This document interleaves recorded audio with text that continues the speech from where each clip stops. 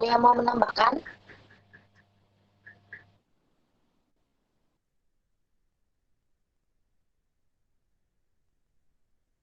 Gimana gimana Kak Ridho? Apakah sudah jelas jawabannya?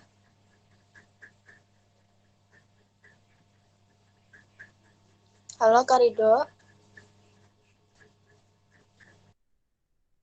Oh ya ya. Ya, terima kasih Mas Kelvin udah dijawab sama Mbak Dina. Udah sangat jelas. Jadi ember itu bukan hanya sekedar uh, bisa mengubah dan menetapkan undang-undang dasar dan lain sebagainya. Oke, terima kasih Mas Kelvin sama Mbak Dina. Oke. Untuk ada teman-teman lagi yang mau bertanya? Kalau misalnya ada. Halo, cek. Ini sebenarnya aku mau bertanya ini. Oke. Silakan Oke, Kak. bisa ya. Ya, nanti mungkin ini bisa memancing teman-teman lah untuk bisa berdiskusi atau menyampaikan pendapatnya gitu. Tadi kan juga, oke langsung saja ya aku mau tanya. Tadi kan itu si Ridho itu kalau nggak salah itu menjelaskan gitu kalau dalam amandemen tahun 2000, amandemen tahun 99, 2000, 2001, 2002 itu perubahannya itu banyak di lembaga negara. Nah, itu kira-kira apa saja ya yang berubah di setiap amandemen itu? Nah, itu mungkin bisa dijelaskan sama teman-teman gitu.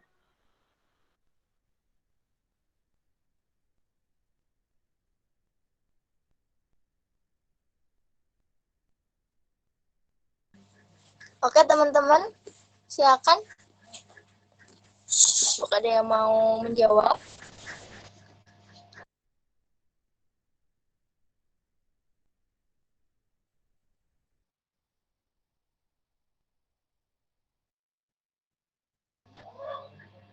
Oke, saya tunjuk aja ya, biar nggak krik-krik. Oke, Osama, silakan mau berpendapat.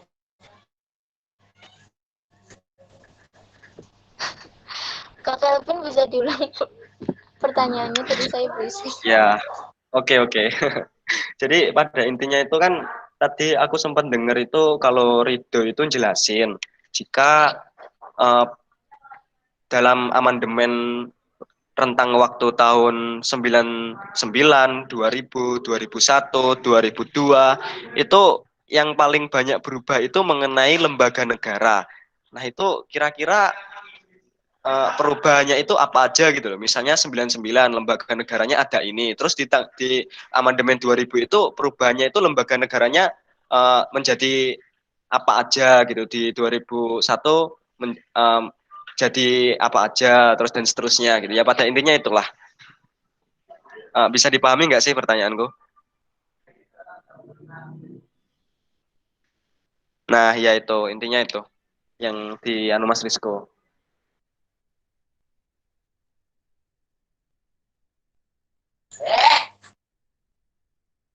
Oke, Osama, mau berpendapat, silahkan.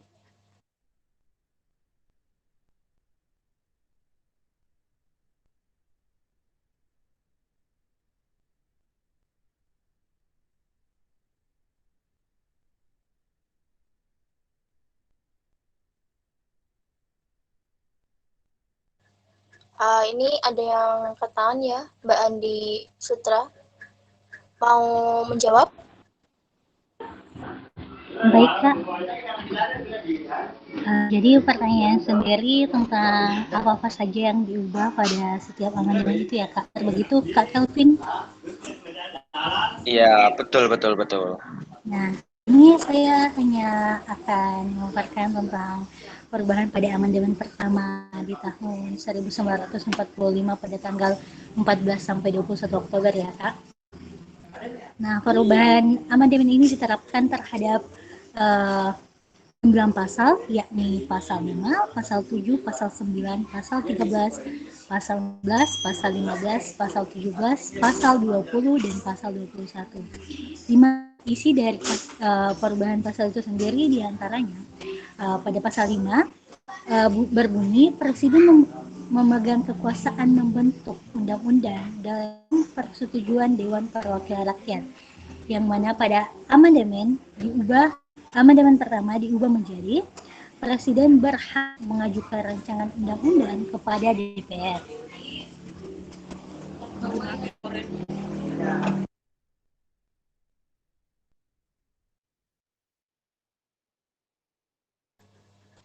Sudah, Mbak Andi Sutra? Mohon maaf Kak, ada sedikit gangguan. Kenapa? Oke, lanjut. Pada pasal 7 yang memaparkan tentang presiden dan wakil presiden memegang jabatannya selama 5 tahun dan sesudahnya dapat dipilih kembali. Pasal ini diubah menjadi presiden dan wakil presiden memegang jabatan selama 5 tahun dan sesudahnya dapat dipilih kembali dalam jabatan yang sama hanya untuk 1 kali masa jabatan saja. Nah, pada pasal 7 kan sudah dijelaskan bahwa presiden itu bisa dipilih sesudahnya dan dapat dipilih kembali. Tapi diubah hanya 2 periode saja. Dan pasal 9 berbunyi sebelum memangkunya presiden dan wakil presiden bersumpah menurut agama atau berjanji sungguh-sungguh di hadapan Majelis Permusyawaratan Rakyat atau DPR sebagai berikut, di mana sumpahnya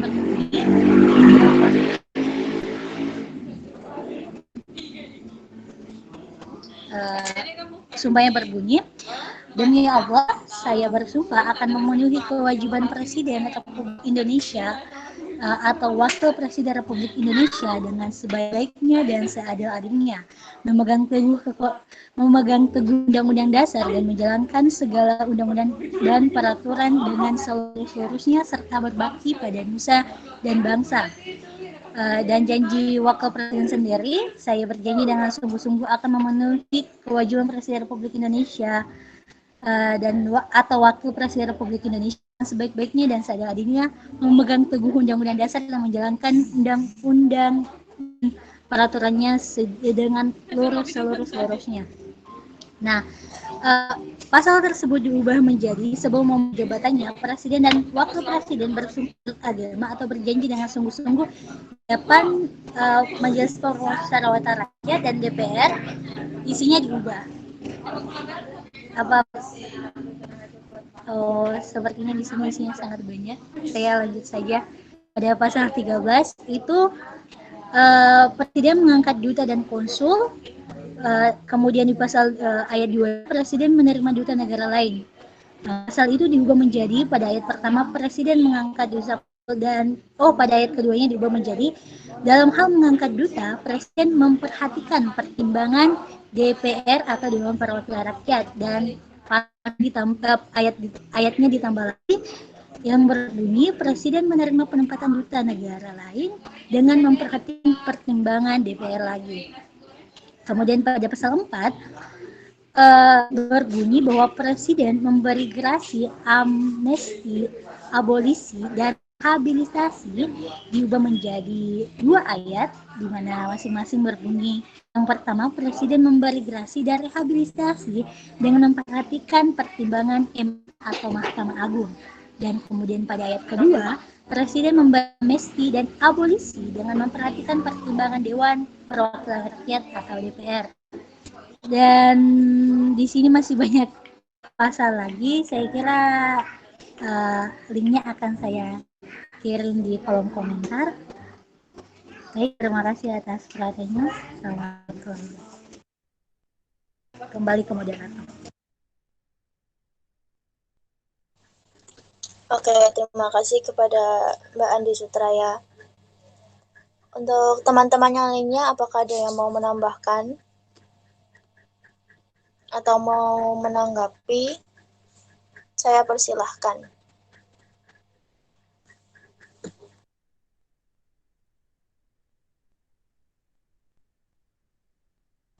Mungkin dari pemantik yang lainnya, Mas Berlin sama Mbak Dina, mungkin mau menjawab, atau dari Mas Ridwan sendiri.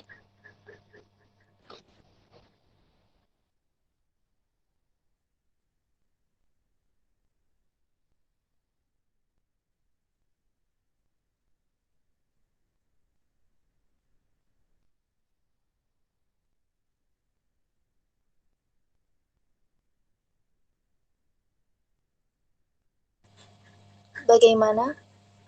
Mas Rido mungkin mau menjawab? Atau Mbak Rosaliana, Mbak Najwa?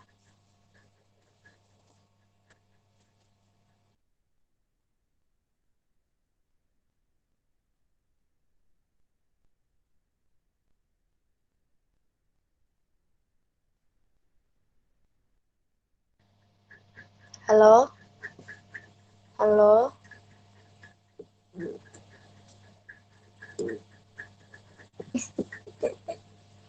Halo. Dengar kok, dengar. Gimana ini? Ada yang mau menambahkan atau tidak? Itu mungkin Mas Torek, Mas Padri, sama Mas Rizko ya. Mas Torik bisa, Mas Fadri. Terus apa ini? Atau ada Ayas juga itu.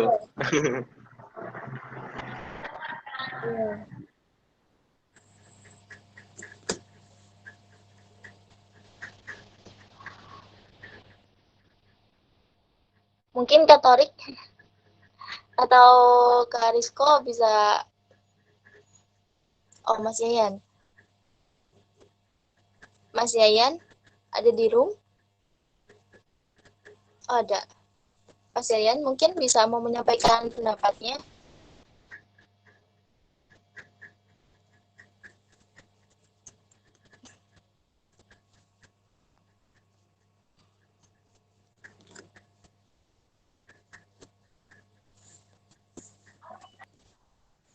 Gimana? Mas Fadri Atau mungkin? yaitu Mas Padri itu.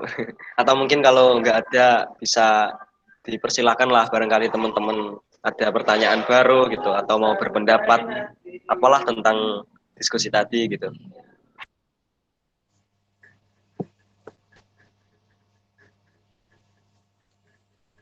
Oke. Gimana nih?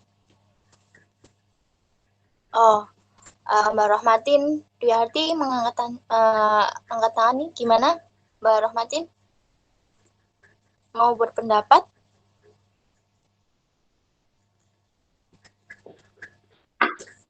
Cek, suaraku masuk nggak ya? Iya, masuk.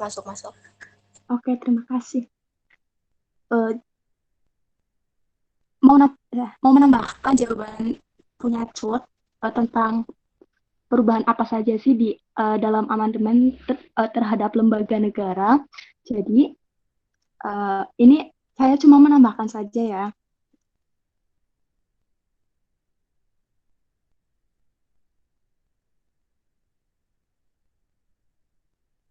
Jadi, adanya perubahan tentang amandemen Undang-Undang Dasar 1945 itu yang secara umum bisa terlihat yaitu adanya perubahan mekanisme hubungan antara lembaga negara yang dulunya bersifat vertikal, sekarang itu bersifat horizontal sehingga tidak ada lembaga yang eh, tidak ada lembaga yang namanya lembaga tertinggi negara dan lembaga tinggi negara. Nah, sekarang itu adanya lembaga negara gitu. Jadi sejajar. Nah, apabila kita melihat dari tiap-tiap lembaga negaranya, ini secara umumnya setelah amandemen, MPR itu kan lembaga tertinggi negara sebelumnya. Nah, setelah amandemen, MPR itu menjadi lembaga tinggi negara. Jadi kedudukannya itu sama dengan lembaga yang lain. Jadi bukan lembaga tertinggi negara. Lalu sebelum amandemen, kan presiden dipilih oleh MPR dan dapat dipilih ulang tanpa batas. Setelah amandemen, presiden itu dipilih oleh rakyat dan dapat dipilih hanya untuk 2 masa jabatan. Selanjutnya, sebelum amandemen, kan lembaga legislatif terdiri dari DPR atau Dewan Perwakilan saja. Nah, setelah amandemen, lembaga legislatif itu terdiri dari DPR dan DPT atau Dewan Perwakilan Daerah. Selanjutnya untuk lembaga yudikatif itu kan terdiri dari Mahkamah Agung saja. Setelah amandemen, lembaga yudikatif itu terdiri dari MA dan MK. Seperti itu. Secara singkatnya, terima kasih. Kalau saya lanjut pertanyaan, Gimana, Mbak?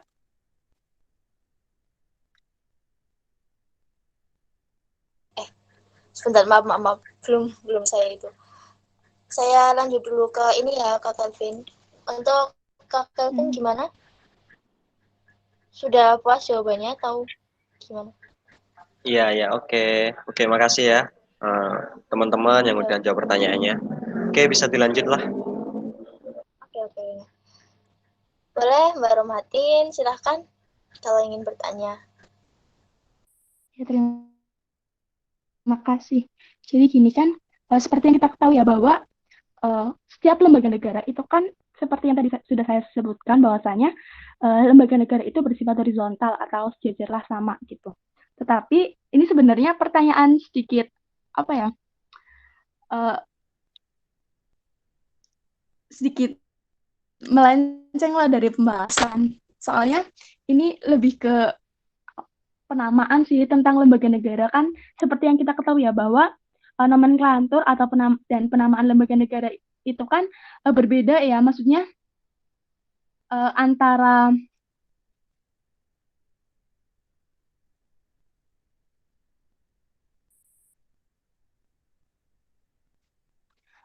lembaga-lembaga negara itu kan kalau peristilahan itu kan biasanya menggunakan penamaan yang berbeda. Contohnya DPR, Dewan Perwakilan Rakyat. Di awalnya kan Dewan. Nah, kalau MPR itu kan Majelis Permusyawaratan Rakyat.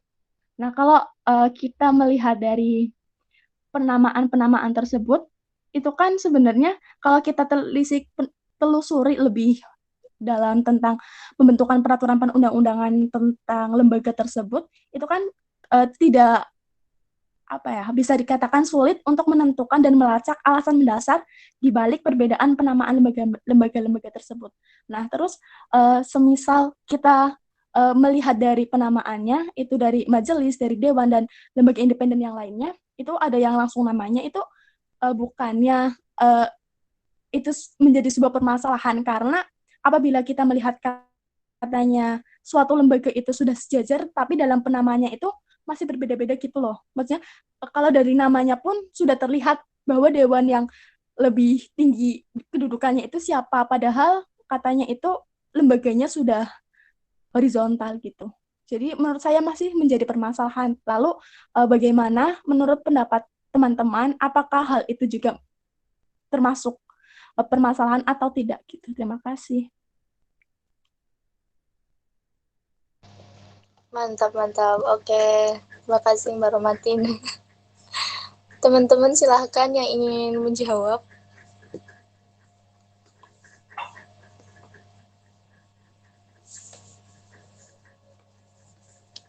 Oh, sama mungkin atau Mbak Najwa, terus Mbak Umi, terus apa ini? Dari para pemantik, mungkin ada yang menjawab.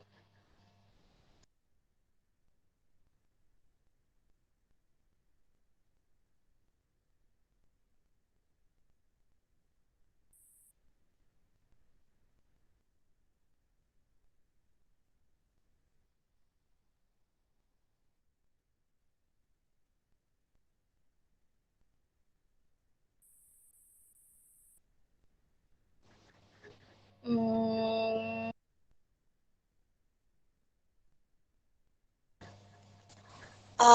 Mas Berlin mungkin mau menjawab.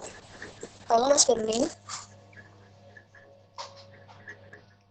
Atau dari kakak-kakak angkatan sebelumnya bisa membantu menjawab pertanyaan dari Mbak Rohmatin, Kak Torik, terus Kak Rizko, Kak Faras, lagi Kak Padri. Nah, saya persilahkan.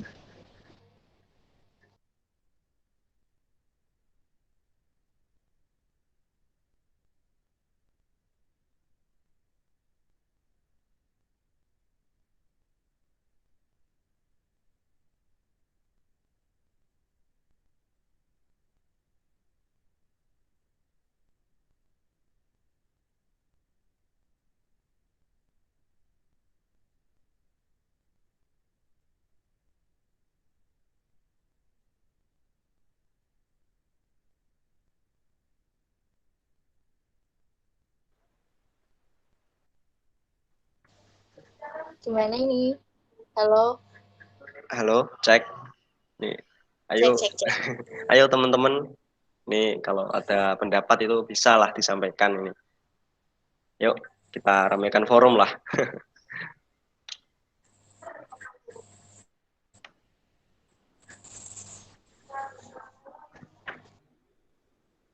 Siapa nih? Siapa nih?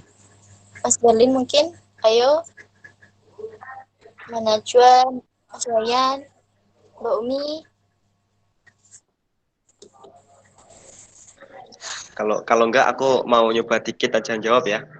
Ini masih secara umum sih ya. Menurut pendapatku pribadi gitu.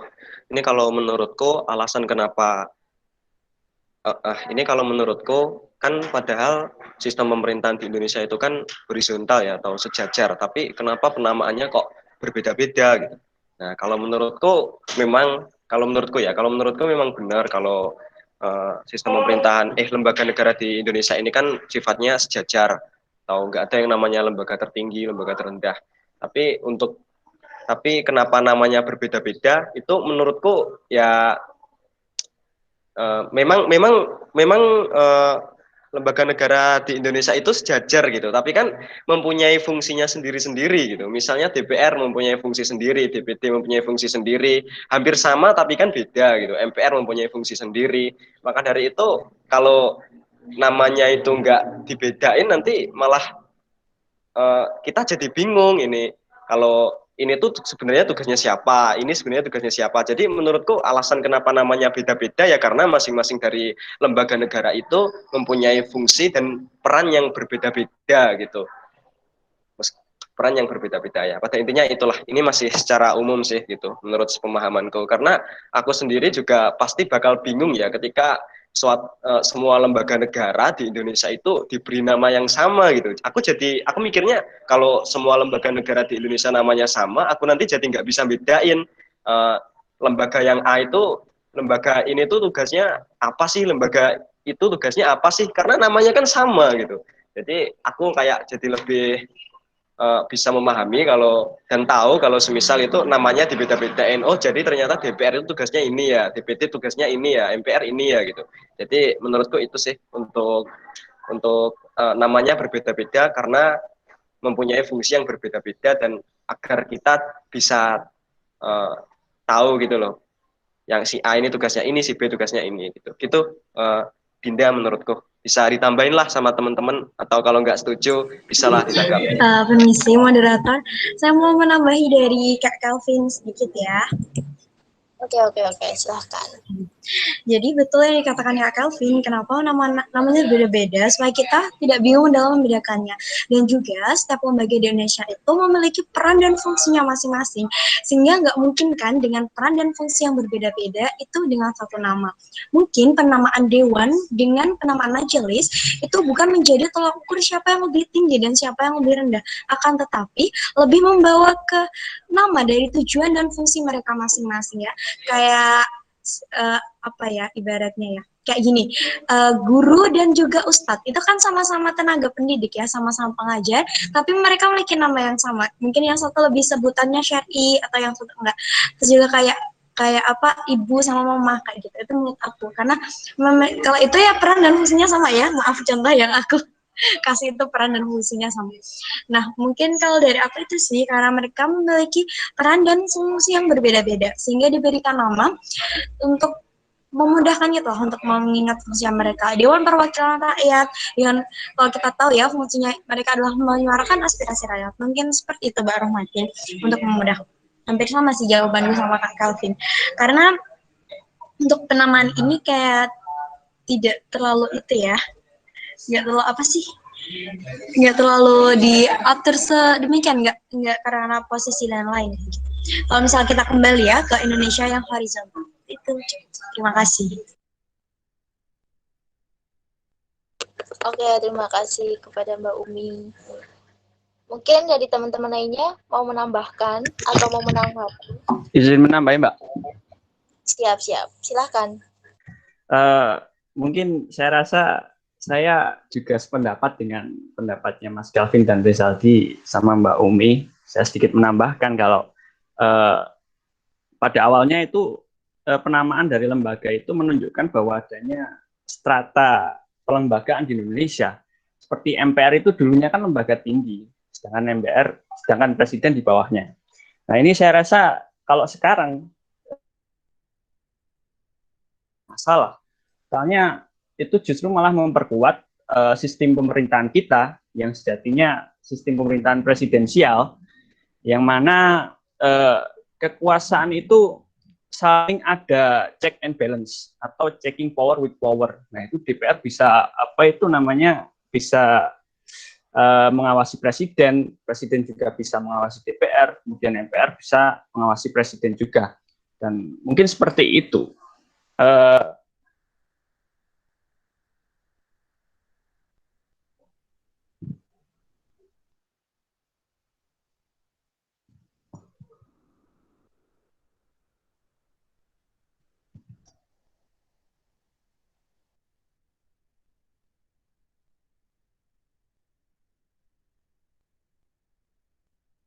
Sudah ya, oke. Untuk mungkin ada tambahan lagi teman-teman lainnya?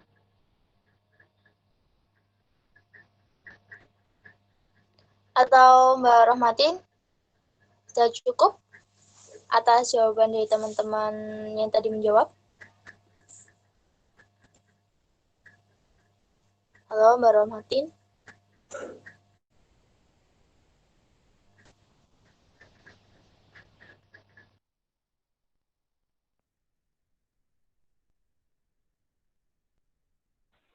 Nambahin dikit boleh? Boleh, silahkan Kak. Oke, ini mungkin nggak terlalu lama ya.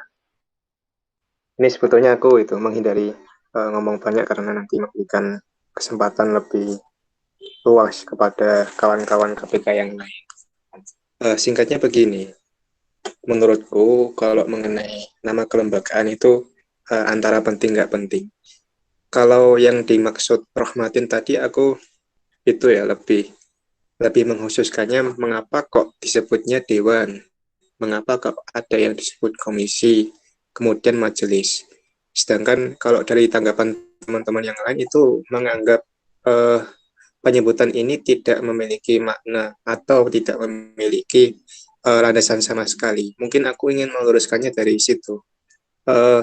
Sebetulnya untuk penyebutan mengenai dewan dan majelis ini kaitannya dengan lembaga legislatif.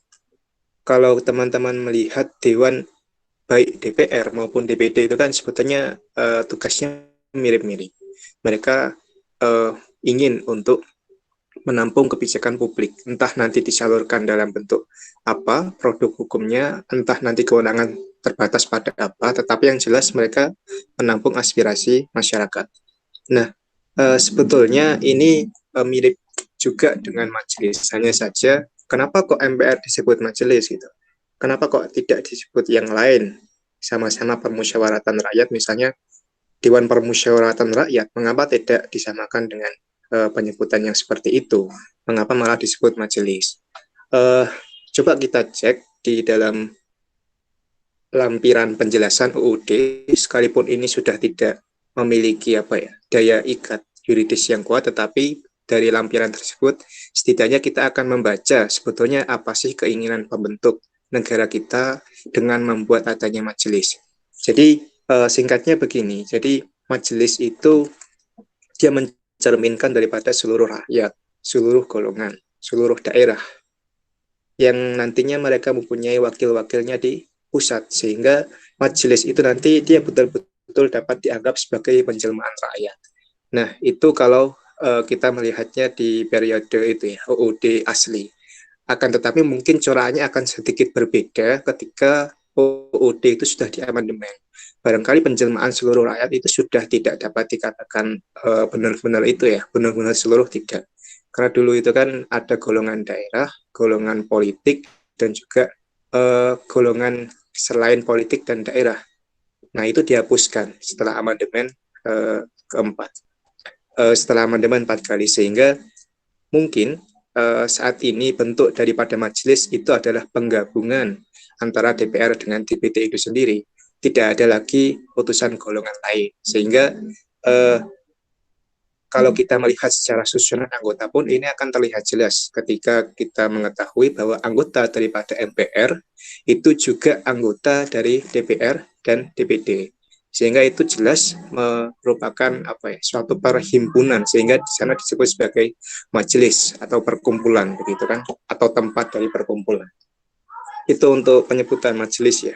Kemudian mungkin untuk secara lebih lengkap teman-teman bisa itu lihat di bukunya Prof. Ujang, Zainal Arifin Mokhtar, Lembaga Negara Independen.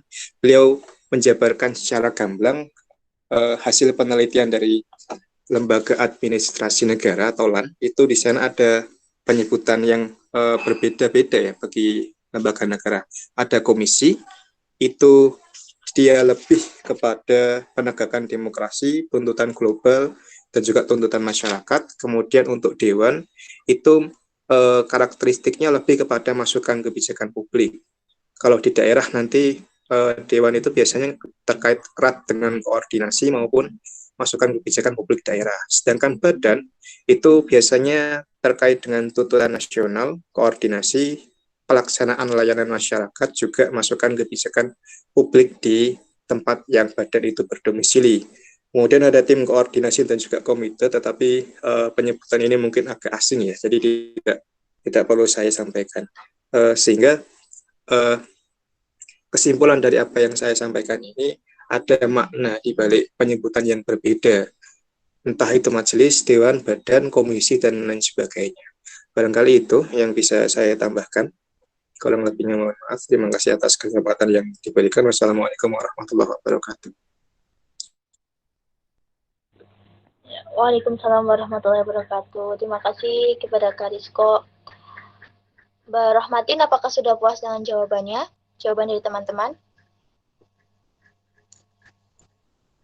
Oh, sudah. Terima kasih. Ini kita mau sampai jam berapa nih? 5:30 atau 17:15? Atau disudahkan? Ditawari dulu, Tin. Kalau ada yang nanya gitu, bisa lanjutlah satu pertanyaan lagi gitu. Tapi kalau nggak ada, bisa ditutup. Oh, oke. Oke. Bagi teman-teman yang mau bertanya lagi, yang masih bingung sama materi tadi ya, silahkan bertanya, nyalakan mikrofon gitu. Oke? Dipersilahkan.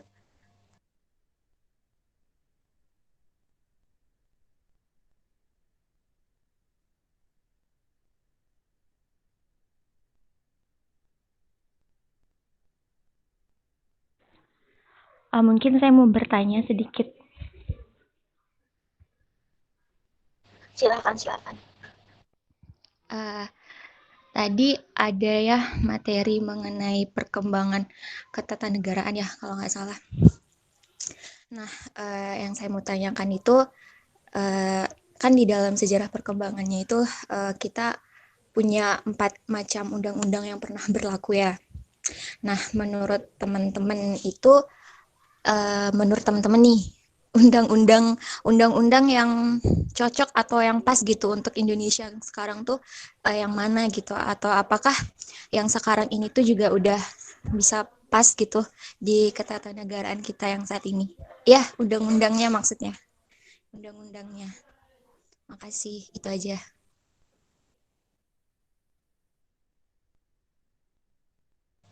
Oke, terima kasih. Ayo teman-teman, silahkan yang mau menjawab. Ini undang-undang atau undang-undang dasar, Mbak? Ya, undang-undangnya.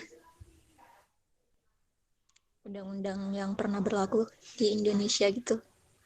Dari yang UU? Ya, UU undang-undang atau UUD? undang-undang dasar. Oke. Undang-undang dasar. Yang ada amandemen.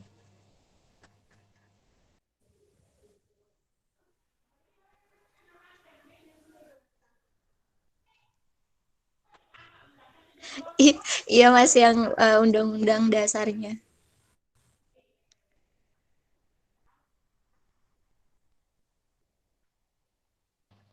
Ini Undang-Undang Dasar ya. Ayo teman-teman, silakan. Oke, Ridho. Silakan Ridho. Saya persilahkan untuk menjawab.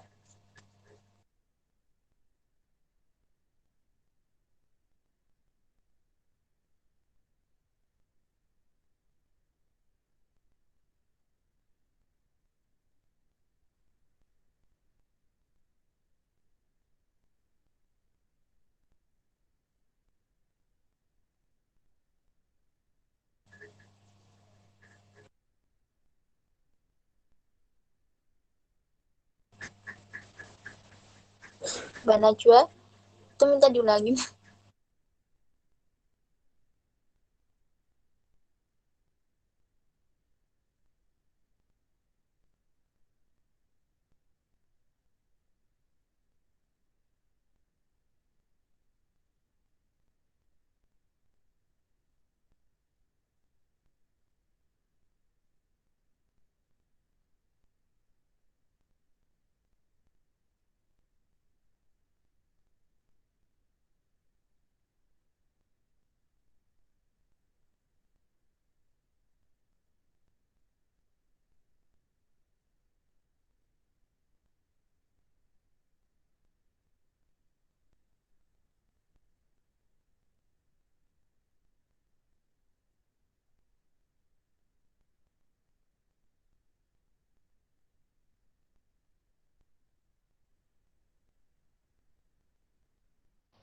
Gimana ini?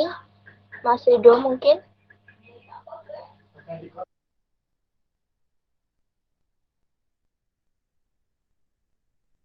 Tahu Mas Berlin nih dari materinya ya. Mas Berlin mungkin mau menjawab. Ya, Siapa? ya Dinda izin menjawab. Ya. Silakan. Kalau menurut pendapat saya ya, yang untuk yang sekarang ya, yang emang lebih paling baik ya periode Undang-Undang Dasar 1945 yang sekarang. Kita lihat dari awal bahwa yang pertama itu sama, yaitu pemberlakuan Undang-Undang Dasar 1945. Kemudian diganti oleh Undang-Undang Republik Indonesia Serikat. Kemudian ada Undang-Undang Dasar Sementara. Dan terakhir diangkat lagi kembali ke seperti semula, yaitu Undang-Undang Dasar 1945. Bahwa menurut saya ini yang paling sempurna karena ini dihasilkan dari perbaikan-perbaikan antara tiga periode tersebut. Seperti itu menurut saya. Oke, terima kasih Mas Berlin. Mungkin ada teman-teman lainnya yang mau menjawab, mau menambahkan, mau menanggapi. Ibu silahkan.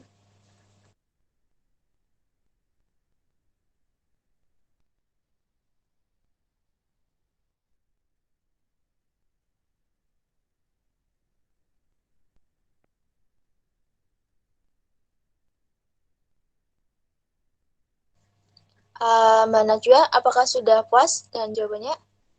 Oh, sama ya, Mas Ridho jawabannya sama Mas Berlin. Oke, Mbak Najwa gimana?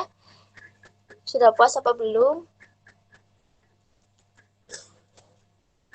Halo Mbak Najwa.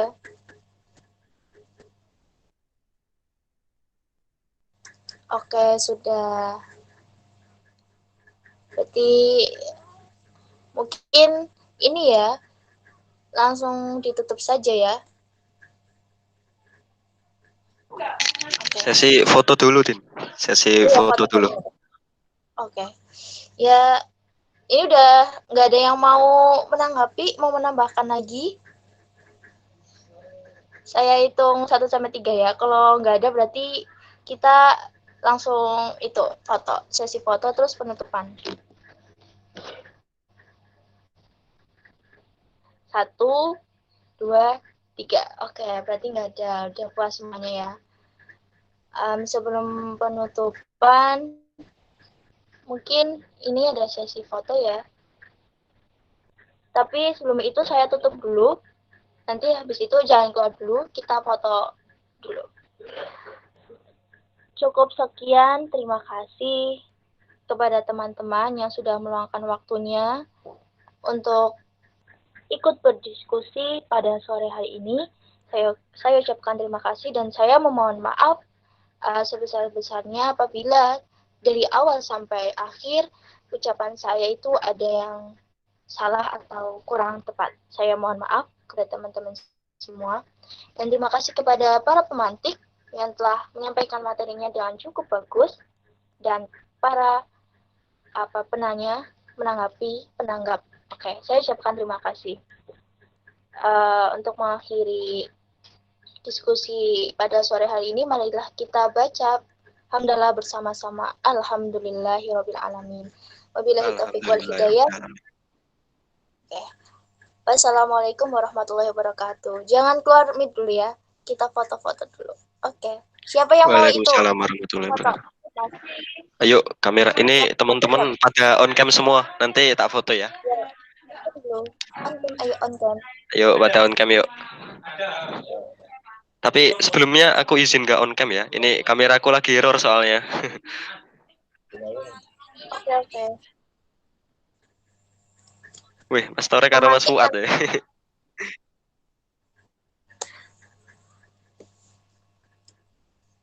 Ayo Ihsan, Arti, Dina, Osama. Yuk on cam yuk. Ayas, Najwa.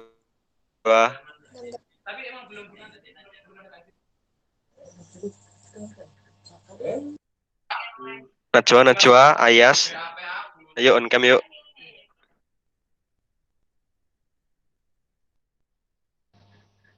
Sebentar yuk.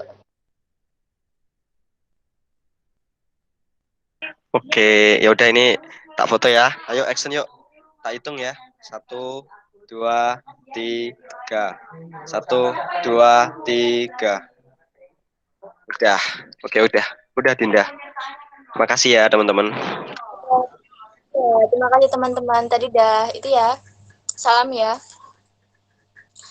Ini bagi pemantik jangan keluar dulu ya. Tadi Karisko mau diskusi sebentar. Minta diskusi sebentar. Ya, terima kasih. Terima kasih moderator. Ini keluar nggak apa-apa ya? Ya, silakan keluar. Ya, terima kasih. Halo Berlin, Rido, Dina, dan teman-teman yang lain. Ini suara saya terdengar? Halo, terdengar. Halo Pak, terdengar Pak. Oke. Ini itu ya, aku nggak nanya terkait dengan materi ya, lebih kepada formil daripada diskusi hari ini. Pertama aku mau tanya ini kepada teman-teman pemantik, silakan nanti Berlin, Rido, dan juga Dina disampaikan mungkin sejujur-jujurnya boleh. Dari tugas kalian jadi pemantik ini, kalian ada kesulitan tidak? Mungkin dari sumber bacaan atau dari cara menuliskan tulisan pantikannya atau ketika menyampaikan patikan. Ini Kak kayak nyari referensi terus di satu-satuinnya belum gimana ya? Aku buat kayak plagiasi gitu. Itu gimana Kak caranya? Misalnya dari 4 jurnal terus bisa dijadiin satu esai gitu. Apakah itu pakai bahasa sendiri atau cuman copy aja? Oke, ini langsung tanya ya malah. Padahal aku tanya lah tadi. Kalau pertanyaan dijawab dengan pertanyaan itu akan menimbulkan pertanyaan yang lain. Sebentar. Ini aku mau menginventarisir dulu. Kira-kira ada problem tidak? Kalau dari ini tadi Dina yang menyampaikannya, ada permasalahan di plagiasi, kemudian ada beberapa tulisan esai. Ketika dijadikan satu di dalam satu tulisan itu agak kesulitan, gitu ya, Dina ya? Iya Kak. Ya, aku tampung dulu ya, nanti kalau ada waktu setelah ini nanti aku tanggapi. Ada lagi Dina atau aku lanjut dulu ke materi yang lain? Kalau dari aku,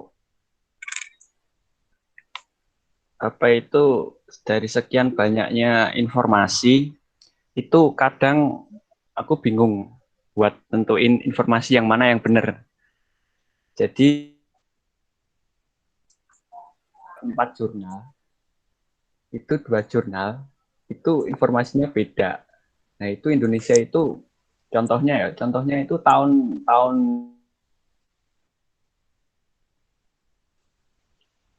transisi Orde Lama ke Orde Baru itu sistem pemerintahannya Indonesia itu ada yang bilang campuran, ada yang bilang presidensial. Nah itu aku bingung Mas.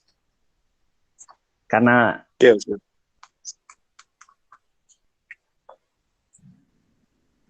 Karena apa? Gimana Mas? Karena apa? Karena ada perbedaan informasi dari sumber yang saya dapat gitu Mas. Oke. Ada lagi, Rido? Mungkin itu dulu Mas, itu dulu. Berarti itu ya, Rido, kalau nyari referensi tidak ada problem ya? Iya Mas. Biasa nyari di mana, buku, jurnal gitu, atau tulisan-tulisan orang di website-website gitu? Saya nyari di jurnal sama di website-website. Oke.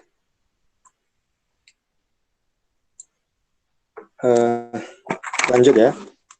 Ini berarti Rido sudah ada basic untuk ngumpulin bahan tulisan ini. Kalau Berlin? Kalau aku sih kayak yang sedikit sulit misalkan tentang kan materi ini perkembangan ketatanegaraan Indonesia ya. Kalau dilihat itu kan sangat luas sekali penjabarannya. Jadi kita melihat referensinya juga susah ya, bingung. Jadi diolah lagi buat kata-katanya lebih enak lagi gitu.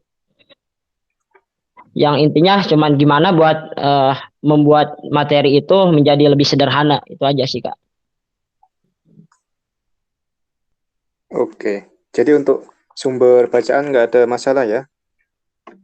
Insya Allah itu mah enggak Kak. Oke, siap.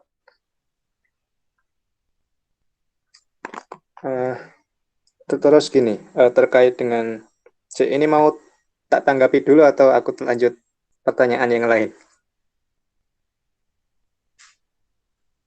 Lanjut aja dulu gak apa-apa Kak. Oke. Aku mau tanya ini terkait dengan sistem diskusi KPK. Ini kan kalian kan beberapa kali ini sudah ikut diskusi KPK ya. Nah, menurut kalian apakah sistem diskusi yang dijalankan KPK ini baik dari pengumumannya, kemudian halo-halo di grupnya, terus ada pengiriman naskah, pengiriman tulisan pantikan, kemudian sampai diskusi dengan model yang seperti ini, nanti ada moderator yang memimpin, tanya jawab diskusi, diutamakan bagi angkatan 11, angkatan 12 untuk berpendapat, sampai selesai tidak dibacakan kesimpulan, kalian ada masalah tidak? Atau mungkin ada kritik, masukan gitu? Atau hal lain yang perlu mengganjal dan perlu dikelirkan gitu. Kenapa kok seperti ini? Gitu. Kenapa tidak seperti itu? Monggo, siapa dulu yang mau berpendapat? Dari aku dulu kayak. Oke. Kalau dari menjelang sampai diskusi sih oke-oke aja sih ya. Yang sedikit diperbaiki pada saat diskusi ya. Jadi kalau bisa ya gimana ya, bingung juga kalau mau sampai ngaktifin semua orang yang hadir di grup itu, susah sih.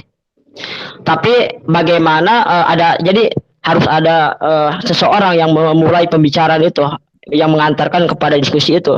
Seperti contoh pertanyaan itu, pertanyaan yang jawabannya bisa digunakan lewat argumen, lewat pendapat kita gitu. Jadi semua orang kan terpacu untuk aktif gitu, untuk mengeluarkan argumennya, seperti itu Kak. Kalau misalkan tadi kan, kalau misalnya jujur ya, kalau misalkan yang tadi kan langsung kita klik aja kan di website atau di mana, langsung ada jawabannya keluar ya. Jadi udah dijawab terus kita bingung mau jawab apa lagi, kan itu jawabannya udah ada gitu Kak. Kalau misalkan ada pengantar diskusinya, jawabannya yang seperti pendapat sendiri atau argumen sendiri, tapi yakin semua orang juga pasti punya pendapat yang berbeda, seperti itu. Oke. Sedikit lagi tambahan Pak. Oke, Nah, silakan. Nah, kalau misalnya pas udah mentok-mentok tuh eh, dari angkatan sebelumnya gitu memberikan apakah masukan gitu, memberikan pandangannya agar kita lebih tahu lagi gitu Kak tentang misalnya pendalaman materi ini, seperti itu sih Kak kalau menurutku. Oke, untuk pertanyaan yang terakhir ini untuk pernyataanmu yang terakhir aku kasih pertanyaan lebih lanjut ya. Berarti angkatan atas dari yang katakan lebih lama di KPK itu mereka perlu berpendapat ketika apa? Ketika sudah mentok. Ketika sudah mentok gitu Kak, atau ketika ada yang salah terus bisa diluruskan seperti itu. Mentok itu berarti diam semua gitu ya. Iya, udah diem semua. Udah gak ada yang berbicara lagi gitu. Nah, ya angkatan Oke. sebelumnya bisa mengantarkan lagi seperti itu Kak. Oke. Aku tampung. Padahal dari kemarin itu kebanyakan diam semua. Ya. Emang membuat pertanyaan juga sulit sih Kak. Sulit. Membuat pertanyaan itu sulit ya. Oke. Lanjut ini Dina mungkin. Gimana Dina? Ada masalah? Kalau menurut saya, kalau dari pemberitahuan di grup itu udah bagus sih Kak, kayak gimana ya, update gitu. Jadi sebelumnya udah dikasih tahu. Cuman ya buat diskusi ini tuh buat angkatan 12 saja atau emang buat seluruh anggota KPK Kak? Semua angkatan ini? Anggota aktif. Anggota Semua aktif. angkatan yang aktif. Enggak, tadi yang pas saya masuk gitu ya, Pak tumben gitu cuman 15, biasanya kan 20 lebih. Aduh, ya. Terima kasih Kak, cuman gitu aja paling. Sebetulnya memang untuk anggota aktif, tapi kan kalau dihitung anggota aktif itu kan yang angkatan 10 ini kan sudah banyak yang fokus skripsi, jadi angkatan 10 banyak yang tidak hadir. Paling yang hadir itu yang angkatan 18 kayak Torik, Patri, aku, terus biasanya kalau mereka bisa sempat ikut ya ikut, biasanya kayak Mas Fayas itu. Mas Edi bahkan ini tadi join terus keluar lagi. Jadi kalau angkatan-angkatan atas harap dimaklumi ya. Tapi yang kayak angkatan 19, angkatan 20 itu yang nanti perlu kita cari tahu kenapa nggak hadir, atas alasan apa. Jadi itu harus ditindaklanjuti segera kalau mengenai kehadiran. Makanya ada presensi dan lain sebagainya. Terus ini tadi mau tanya apa ya? Saya tak lanjut dulu aja. Dari Rido ada itu keluhan. Mungkin kurang lebih sama seperti apa yang disampaikan oleh Mas Berlin sama Mbak Dina ya Mas. Dari awal emang nggak ada masalah. Mungkin pas waktu hari H, pas waktu diskusi itu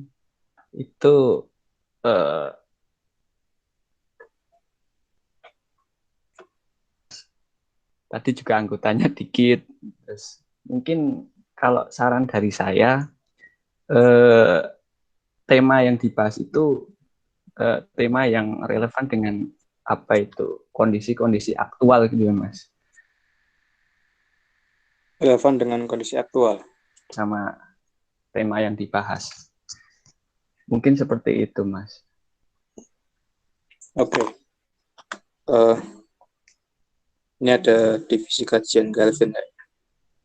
Calvin, halo Calvin. Halo Mas, halo. Gimana Mas? Tadi itu dengar dari pendapat kawan-kawan pemantik. Iya, dengar Mas, dengar. Ini aku boleh nanggapi dikit nggak Mas terkait tema diskusi yang harus aktual itu? Iya, silakan. Nah, jadi kan, oke aku nanggapi ya dari Rido tadi ya. Jadi terkait saran tema diskusi aktual sesuai isu-isu terkini. Jadi ini kami dari divisi kajian dan diskusi itu kan sudah memetakan gitu ya Rido ya. Jadi ada diskusi yang bersifat tematik atau tematik itu dalam artian kita membahas suatu materi ya. Misalnya kayak tadi itu sistem pemerintahan, itu namanya diskusi tematik. Dan ada juga yang namanya diskusi kasuistik atau respon isu gitu. Jadi itu nanti membahas mengenai isu-isu terkini lah ya, aktual-aktual gitu. Jadi kami itu udah memetakan gitu. Mungkin yang sudah kami petakan itu diskusi tematik ada 4, setelah itu diskusi kasuistik juga ada 4 kali gitu. Jadi pada intinya ada waktunya sendiri-sendiri gitu, Rido.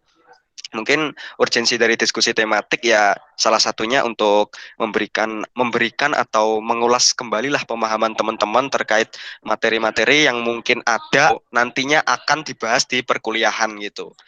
Mungkin itu. Oke. Begitu. Rido ada tanggapan? Sebelum nanti aku menanggapi tadi pertanyaan. Ya, silakan Rido. Ada Rido? Sudah. Udah Mas. Mungkin udah tercerahkan. Saya kira itu diskusinya yang tentuin itu cuma ya seperti itulah. Mungkin bisa dilanjut Mas. Itu loh. Kalau menurutku pertanyaan bisa dikejar itu. Misalnya begini, kalau kita ibaratkan ini kan diskusi kan ada 2 ya diskusi di KPK. Pertama tematik, kedua respon isu. Tematik atau kasuistik begitu. Nah, kalau semisal tematik itu dia kan sudah disusun di awal. Kemudian jika kita ada respon isu itu kan sebetulnya langsung ke case atau satu fenomena yang itu memang dekat dengan masyarakat, baik tempat maupun waktunya, sehingga kita kan bisa mengaktualisasikan ilmu yang sudah kita dapat untuk memecahkan kasus itu. Itu kan sebetulnya inti dari problema kasuistik yang kemudian nanti kita harus membuat suatu sikap, entah individual maupun secara komunitas. Mungkin kalau misalnya aku kejar pertanyaannya, mengapa diskusi tematik itu dia tidak membahas materi dasar untuk kemudian menunjang materi kasuistik. Jadi semisal kita membahas, misal ya, Indonesia ketika ingin melaksanakan vaksinasi, itu kan bisa itu membahas tematiknya itu nanti terkait dengan hukum kesehatan masyarakat, atau bahkan hukum tata negara darurat. Nanti kita membahas mengenai peraturan darurat negara.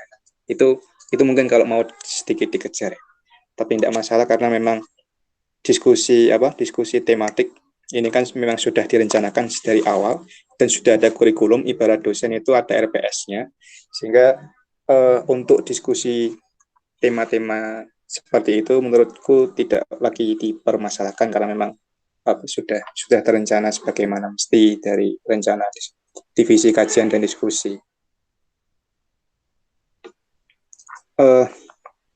Ini dari teman-teman pematih ada yang mau disampaikan lagi keluhan-keluhan sebelum saya tanggapi? Nggak ada, Kak. Oke. Nggak ada ya. Aku sedikit mau menyinggung mengenai pencarian bahan tulisan kemudian hingga dia mau menjadi sebuah tulisan. Tadi Dina menyampaikan ada permasalahan bagaimana jika plagiasi, kemudian bagaimana cara untuk menggabungkan beberapa jurnal menjadi satu tulisan. Sebetulnya kalau plagiasi itu problem setiap penulis. Kalau teman-teman mungkin ini, kalau aku udah baca tulisan yang kemarin, tulisan waktu seleksi paling mencerminkan diri itu Berlin. Saya lihat kemarin tulisan Berlin itu sangat sosialis dan menurutku misal aku jadi mesin plagiasi ya itu plagiasinya sedikit. Salah satu cara untuk menghindari plagiasi itu kita menuangkan apa yang ada di pikiran. Tidak kemudian kita sekedar membaca, kemudian menuliskan apa yang kita baca, tetapi juga perlu untuk melakukan elaborasi, baik dari mengubah sedikit penulisan kata, dan seterusnya.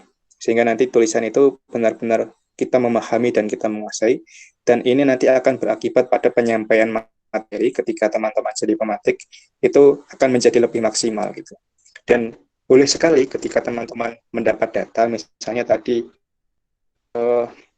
kalau Rido tadi kan di awal kan menyampaikan pendapatnya Prof. Jimli atau kemudian ada Ismail Suni, satunya lagi aku lupa. Nah, itu kan sebetulnya bisa tidak hanya disampaikan mengenai definisi daripada sistem pemerintahan, nanti bisa dimasukkan di sana adalah pendidik. Menurut saya beranjak dari pemikiran 3 tokoh di atas adalah, nah itu bisa itu, sehingga oh ini pemikiran Ridho tentang sistem pemerintahan negara. Nah itu ada peningkatan dalam pemikiran sekaligus itu sudah dituangkan dalam bentuk tulisan. Kemudian juga itu ya kalau tulisan dari beberapa sumber kemudian dijadikan satu juga kurang lebih sama. Hanya saja mungkin nanti perlu note, entah itu footnote atau body note, tidak masalah. Yang jelas nanti kalau mengolah kata-katanya itu seenak hati kalian gitu. Ini harusnya Berlin ini menjelaskan. Berlin ada tanggapan Berlin. Yang mana, Kak? Kemarin lihat. Yang mana? Ada tanggapan tentang bagaimana cara menuangkan isi hati. Nah, kalau yang emang banyak plagiat sih yang buat yang buat diskusi kali ini. Emang kan mendadak banget itu bikinnya, soalnya dari hari Senin sampai itu kan sibuk panen di sini ya. Udah malam suruh ngajar latihan hadro ya. Itu juga baru bikin pas kemarin tuh. Ngechat Tedina udah bikin belum katanya. Ya, itu sekalian lah. Jadi mepet banget jadi. Kalau yang pas seleksi KPK itu baru ada pengolahan atau penuangan dari pikiran. Ini soal masalah waktu sih, dan sempat bingung juga sih materinya terlalu luas tentang perkembangan ketatanegaraan Indonesia itu. Saya sempat bingung ya, apakah sama apa beda ya antara perkembangan pakai sistem ketatanegaraan apa enggak nih. Kan jadi kan materi dalamnya kan otomatis beda ya. Jadi agak bingung juga di situ ya. Pas nemu di website ya ada gitu yang membahas tentang perkembangan ketatanegaraan, itu juga sama komplit sekali gitu.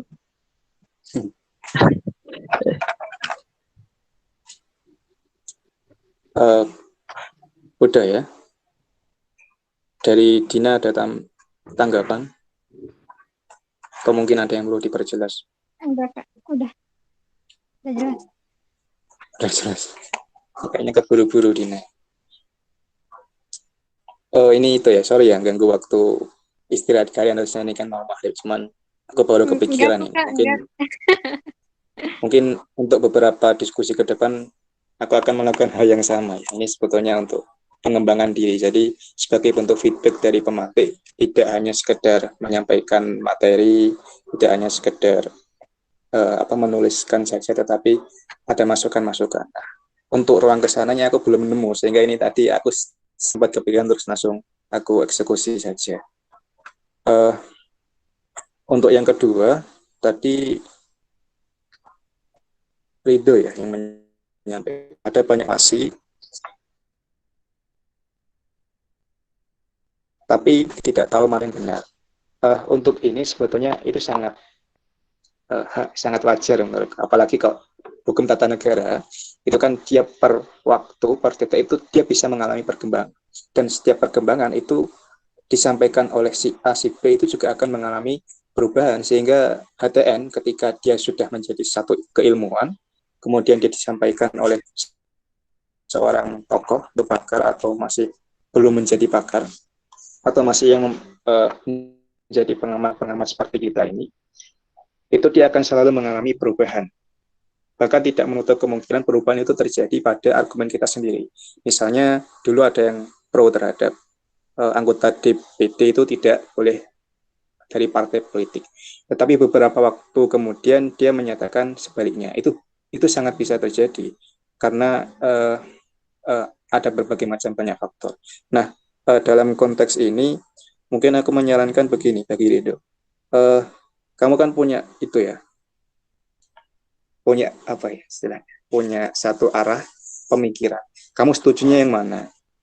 Itu akan menjadi idealitasmu dalam berpikir. Sehingga kalau kamu bersikap sesuai dengan, kalau debat itu sesuai dengan pemerintah, ya pemerintah seterusnya. Tetapi ketika kamu ingin bersikap tidak pemerintah, non-government, otomatis kamu nanti yang menjadi oposisi. Nah itu andai kata misal Ridho nanti jadi pembicara satu saat di tempat itu harus konsisten. Jadi selama satu sesi itu, selama satu misalnya jadi tulisan, selama jadi tulisan, dalam satu tulisan itu menyampaikan secara konsisten bahwa posisi Ridho itu setuju ke arah mana, sehingga itu menjadi satu hal yang bisa dipegang begitu. Dan memang ini menjadi fungsi dari belajar debat, yakni untuk mempertahankan argumen.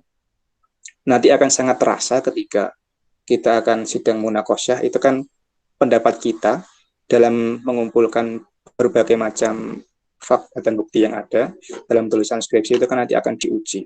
Nanti akan dipengaruhi oleh dosen-dosen. Seperti ini, seperti itu. Nah, itu kemudian tentu akan diperhadapkan dengan kondisi yang kurang lebih sama ya. Ada pakar bilang seperti ini. Nah, selain mengambil posisi sesuai dengan idealitas, kita juga perlu sesuaikan dengan apa ya? Aku tadi lupa.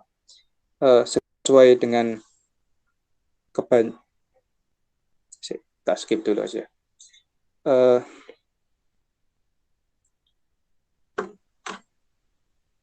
Banyak informasi itu kan dia dapat diminimalisir, misalnya nanti dia fokus ke satu masalah. Kalau Ridho tadi berbicara mengenai sistem pemerintahan, mungkin nanti bisa dikerucutkan sistem pemerintahan yang mana. Kalau presidensil nanti dijabarkan. Boleh jadi ketika ada yang mengatakan presidensil semua, alasannya berbeda. Makanya dari tadi aku juga mau ngejar Ridho itu. Kalau ada pendapat berbeda itu kan boleh jadi alasannya berbeda. Nah itu kan juga perbedaan pendapat, tetapi dalam posisi yang sama. Ridho ada tanggapan? Atau udah Mas? Aku bingung ini. Enggak Mas, udah, terima kasih informasinya.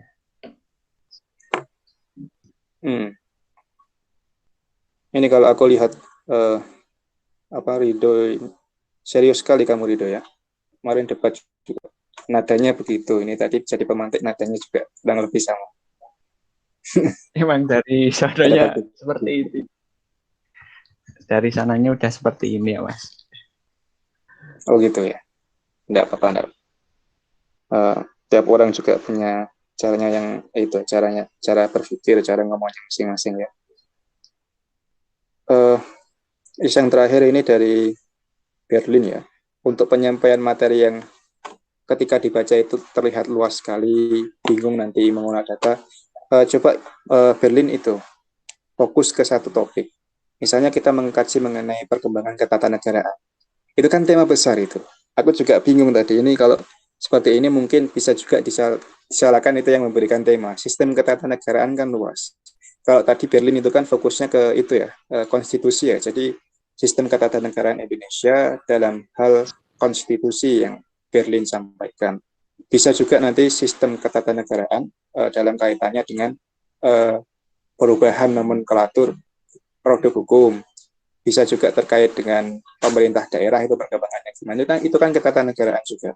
Atau terkait dengan sistem pemilunya. Nah, ketika sudah jelas mana yang diambil, itu nanti Berlin insya Allah nggak akan kesulitan ya.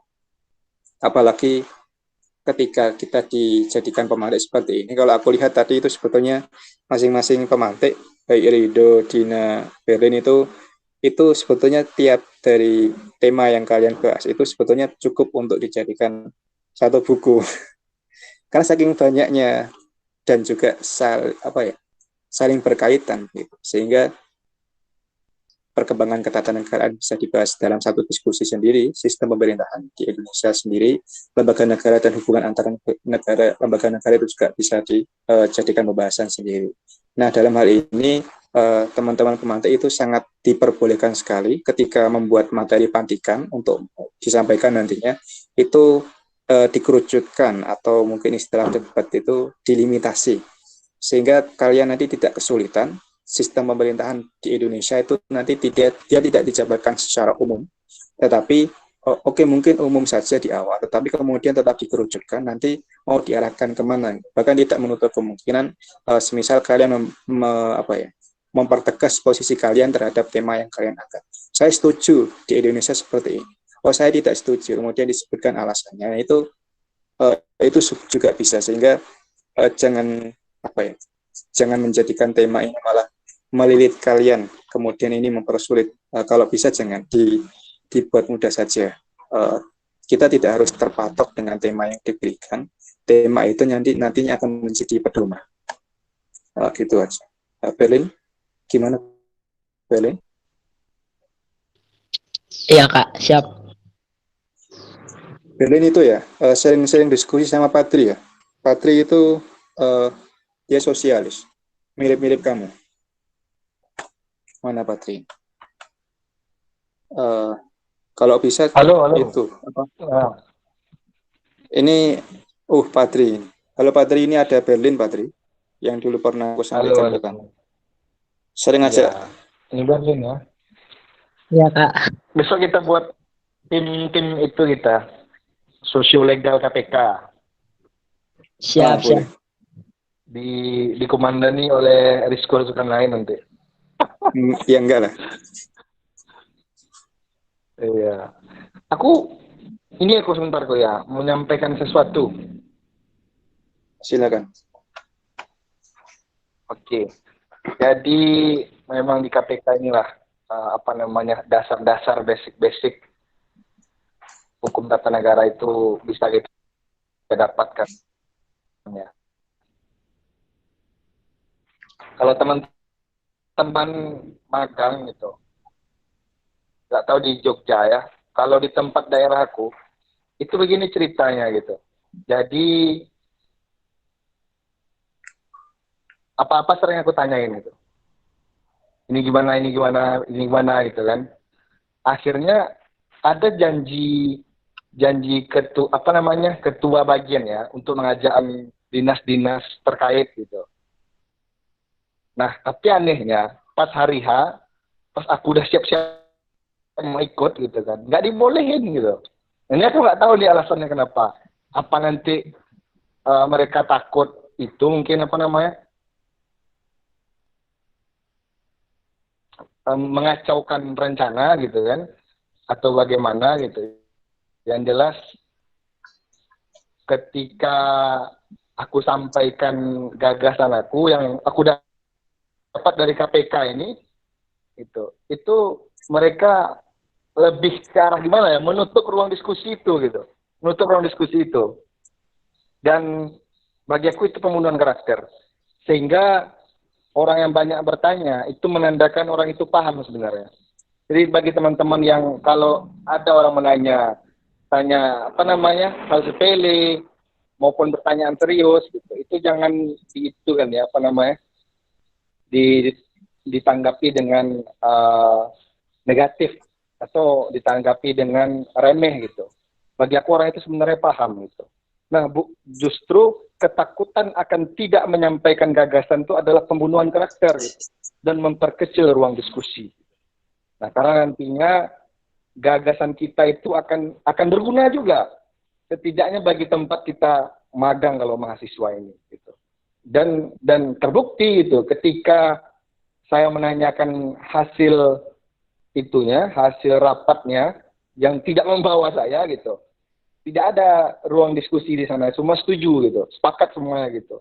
Nah, saya pikir, ternyata saya mungkin nggak dibawa, gara-gara mungkin saya memperlama rancangan perda itu untuk disepakati gitu. Sehingga orang-orang magang dan kecil seperti saya ini tidak dianggap gitu. Itu mungkin yang bagi saya bisa jadi pengalaman buat teman-teman juga gitu. Bahwa KPK ini bukan sekedar diskusi formalitas saja, tapi ini berguna juga buat nanti teman-teman berada di lapangan gitu. Jadi tanyakan saja apapun itu, baik yang menurut teman-teman pertanyaannya berat maupun kecil gitu. Itu aja sih dari saya. Terima kasih.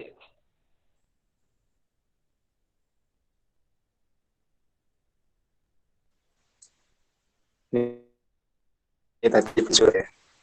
Kalau dikontekskan ke KPK, mungkin sebisa mungkin kawan-kawan KPK baik yang jadi peserta diskusi maupun jadi pemantik itu maksimalkan wadah yang telah diberikan KPK. Jadi diskusi itu betul-betul dimanfaatkan, diberdayakan.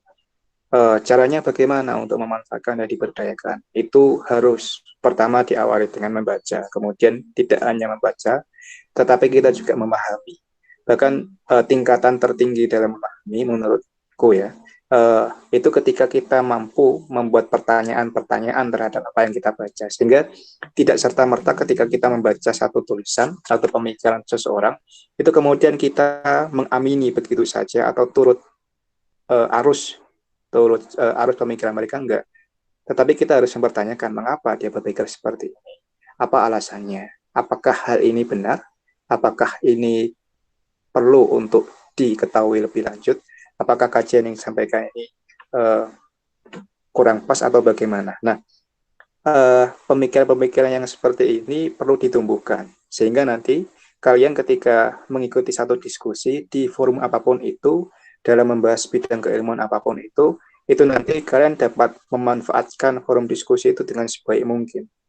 Bahkan tidak menutup dari hal-hal kecil seperti apa ya, membaca satu halaman saja, tetapi kalian berpikir secara liberal, misalnya Patri ini, baca beberapa paragraf itu, kemudian ditindaklanjuti dengan pemikiran yang sampai ke sana ke sini, atau sebut saja mungkin radikal, ya, berpikir secara mendalam. Itu akan menjadi satu hal yang membuahkan keilmuan secara, akan mengembangkan keilmuan kalian secara lebih ke depan. Dan itu akan kalau semisal teman-teman dari orang-orang yang mendengarkan kalian itu setidaknya juga akan terbantu untuk memahami, sehingga kita bertanya maupun kita menyampaikan pendapat itu intinya kan sama, kita ingin paham terhadap sesuatu atau kita ingin memahamkan orang terhadap sesuatu. Kalau sudah terbiasa dengan kegiatan itu, aku rasa nanti dari teman-teman insya Allah tidak ada halangan. Bahkan nanti sikap kritis kalian itu tidak akan hilang dan tidak hanya ada pada waktu diskusi, tetapi di forum lain.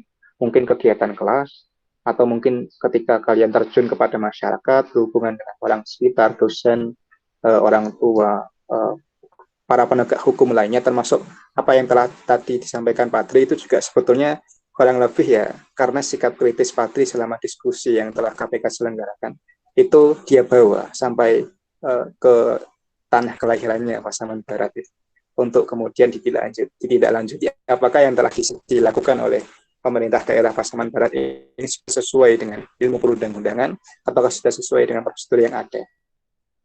Nah, itu harapannya kalian bisa menyusul seperti Patri seperti itu. Tapi semoga di PMD kalian tidak ada problem-problem yang terlalu mungkin terlalu dipandang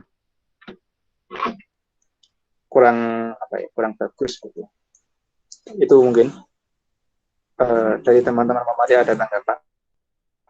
Ini sepertinya sudah selesai. Mau maghrib juga.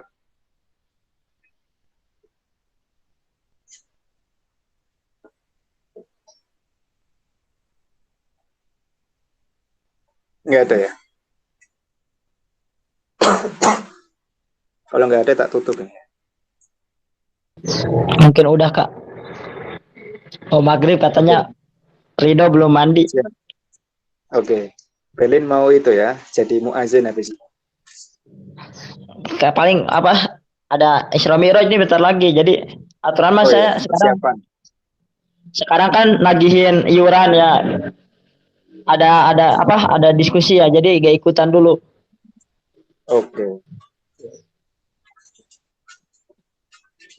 Oke, saya untuk sore ini ya. Mandi sekali. Tapi Rido ini mandi tapi enggak. Tadi sebelum diskusi ini baru mandi ya. Tadi rambutnya kan tertata ya habis mandi. Serius ya. Oke, karena nggak ada tanggapan lain, ini aku terima kasih banget ke teman-teman betul gitu. Berlin, Rido, dan juga Gina dan teman-teman lain, ada Osama,